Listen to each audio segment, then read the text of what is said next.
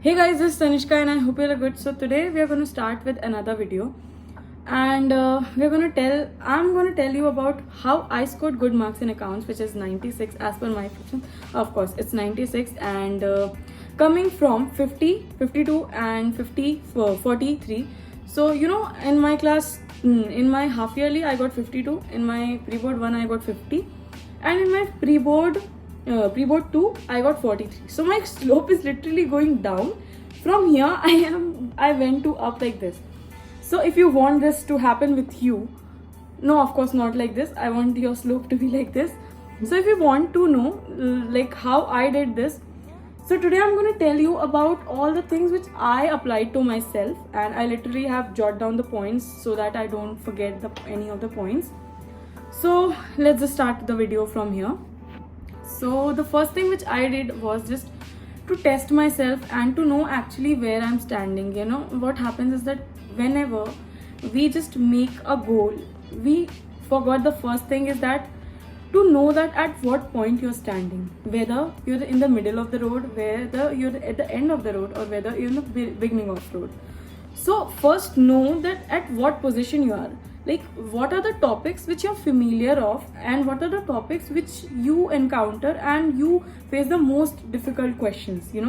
Like if some people have problem with partnership, some people have problem with share capitals and that chapter, and some people have problem with the third book, which is that balance sheet and all of the company's balance sheet and all.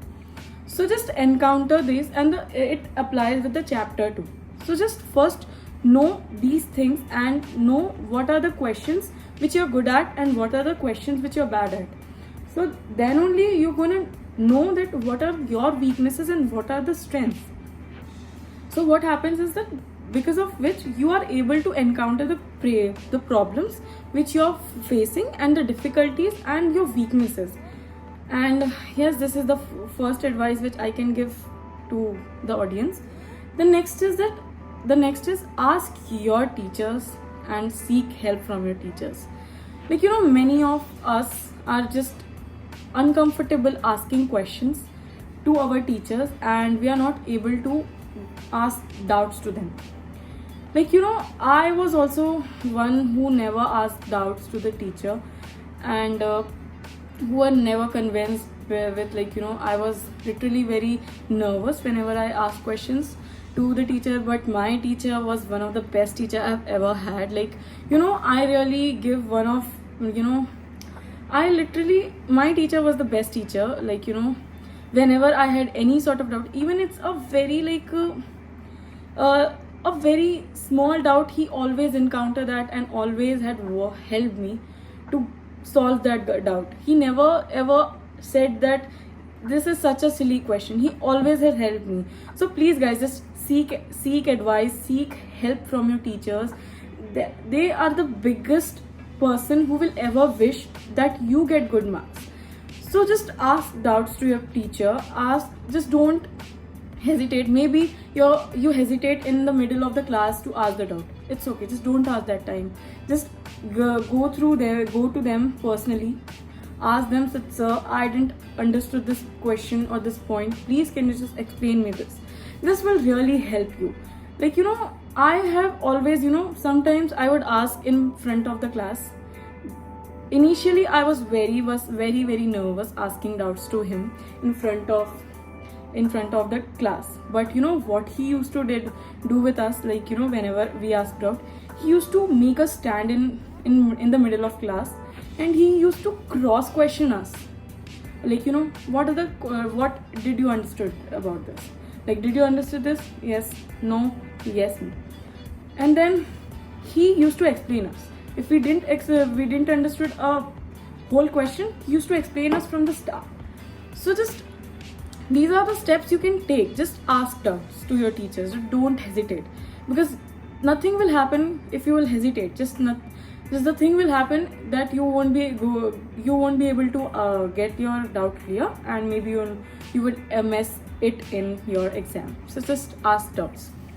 So the next is, yes, this is one of the most important one. Okay, don't only solve illustration questions. I know many of the students just do thing is that who is scared of getting wrong marks, and I was one of them. So call me a jerk or whatever, but I was also. So just don't solve only illustration questions, or we can say the example questions. So what happens is, because that when you are just only solving illustration or example questions, whenever you're just getting or you're just stuck in any problem, what you do is turn the pages from your book, get the point, and then you just start solving. This is never going to help you.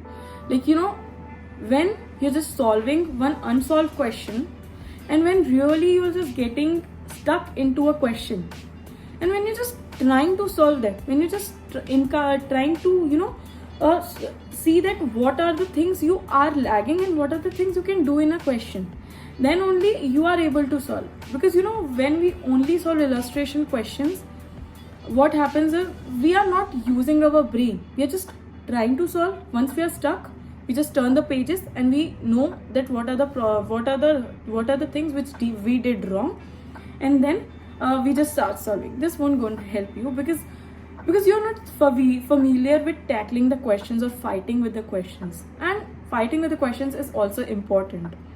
So yeah, this is one important thing I really feel, and because of which I have added, because I was also one who was always scared of solving a unsolved question.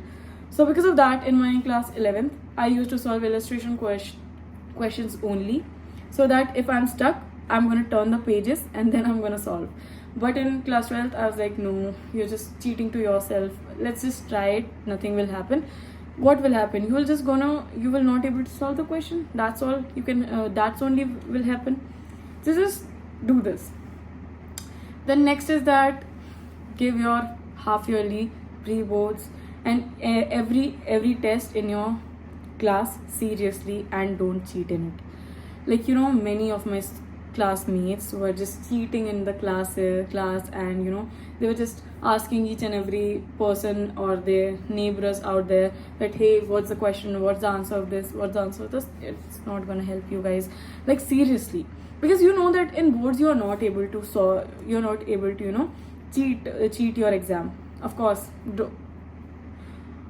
then only people do, but just don't do this, because maybe what if you're getting a very strict invigilator in your boards, and you might not able to cheat. Just don't cheat yourself, because the more you're gonna cheat, the more you're not able to get the not gonna get a true and fair view of your performance. Like I never cheated in any of my half yearly, pre-board and pre-board 2. I was like, I'm not gonna cheat to my teachers, I'm not gonna cheat to my parents, I'm just gonna cheat myself. Because if I'm gonna solve this, and when for rectification or for something like what I have mistaken, when I'm gonna turn the pages, I know that yes, I have solved this question. Then what will happen? Maybe I am not able to solve the question, but if I have asked to someone, then I know that yes, I have solved. So this is not going to help you. Just if you're stuck in any question, and if you don't know how to solve the question, just skip it. And when you're just getting the answer sheet, and when you're getting the marks, just see the questions which you're not able to do. So yeah, this is very important, and many of my friends were doing that, and I was like, why do you cheat, guys? Like this time at least don't cheat now. This is very important. And the next is that know the best time of yours. Like maybe you're comfortable solving accounts in the morning, maybe you're comfortable solving accounts in the evening, or maybe at night. So just just scan your comfort level. Don't just take advice that solve accounts in the morning, solve accounts at night, or solve accounts in particular time. Just know your comfort level, and at which is the best time where you are able to get the questions and we are able to get the concept. So this is very important. And the next is that, which I was always scared of, is that solving mocks. I was always scared of solving mocks, and I am the only person who has literally solved 10 mocks for my accounts exam. like not at in once, but from mid December to from the to the last date of the accounts exam. I literally have solved in this period 10 mocks for my exam, for my accounts exam. And I was the one who was always scared of solving questions, mocks. I was always scared to solve mocks.